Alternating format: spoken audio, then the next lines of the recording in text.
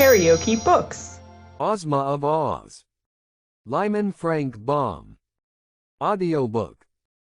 21. Dorothy's Magic Belt.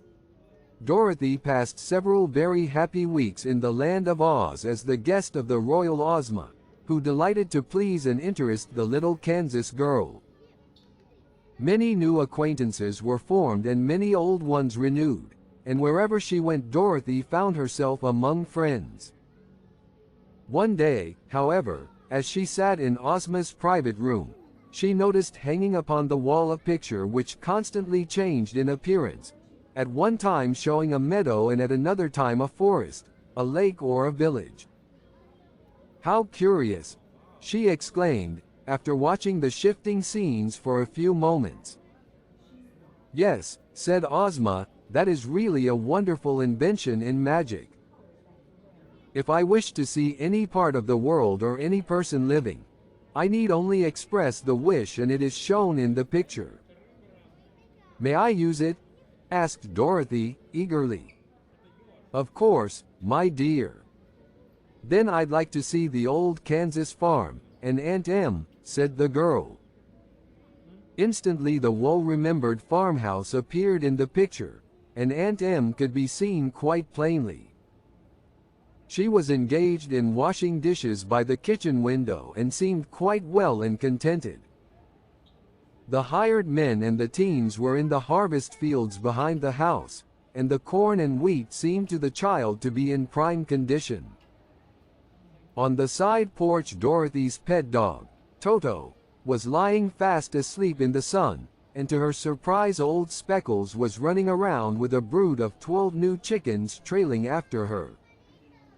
"Everything seems all right at home," said Dorothy, with a sigh of relief. "Now I wonder what Uncle Henry is doing." The scene in the picture at once shifted to Australia, where, in a pleasant room in Sydney, Uncle Henry was seated in an easy chair, solemnly smoking his briar pipe. He looked sad and lonely, and his hair was now quite white and his hands and face thin and wasted. "Oh," cried Dorothy, in an anxious voice, "I'm sure Uncle Henry isn't getting any better, and it's because he is worried about me. Ozma, dear, I must go to him at once." "How can you?" asked Ozma. "I don't know," replied Dorothy, "but let us go to Glinda the Good. I'm sure she will help me, and advise me how to get to Uncle Henry." Ozma readily agreed to this plan and caused the sawhorse to be harnessed to a pretty green and pink phaeton, and the two girls rode away to visit the famous sorceress. Glinda received them graciously, and listened to Dorothy's story with attention. "I have the magic belt, you know," said the little girl. "If I buckled it around my waist and commanded it to take me to Uncle Henry, wouldn't it do it?" "I think so," replied Glinda, with a smile. "And then," continued Dorothy, "if I ever wanted to come back here again, the belt would bring me." "In that you are wrong," said the sorceress.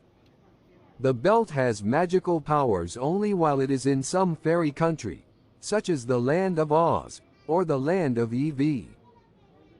Indeed, my little friend, were you to wear it and wish yourself in Australia, with your uncle, the wish would doubtless be fulfilled, because it was made in fairyland. But you would not find the magic belt around you when you arrived at your destination." "What would become of it?" asked the girl. "It would be lost, as were your silver shoes when you visited Oz before, and no one would ever see it again. It seems too bad to destroy the use of the magic belt in that way, doesn't it?" "Then," said Dorothy, after a moment's thought, "I will give the magic belt to Ozma, for she can use it in her own country. And she can wish me transported to Uncle Henry without losing the belt." "That is a wise plan," replied Glinda. So they rode back to the Emerald City, and on the way it was arranged that every Saturday morning Ozma would look at Dorothy in her magic picture, wherever the little girl might chance to be.